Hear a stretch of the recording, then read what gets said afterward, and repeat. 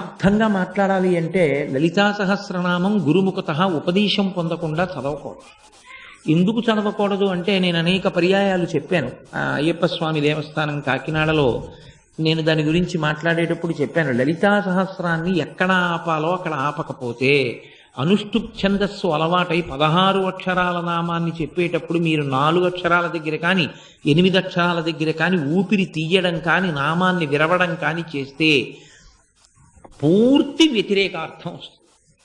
అందులో చెప్పినది ఒక అర్థమైతే పూర్తి వ్యతిరేకమైనటువంటి అర్థం వస్తుంది. నాకు దానికి ఉదాహరణ నా నోటితో ఇంత పవిత్రమైన వేదిక మీద కూర్చుని చెప్పడం ఇష్టం లేక నేను చెప్పట్లేదు తప్ప.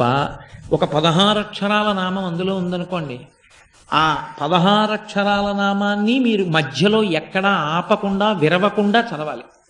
అన్నీ 16 అక్షరాల నామాలే ఉన్నాయనుకోండి, ఇబ్బంది లేదు, ఒకలా చదవడం వచ్చేస్తుంది.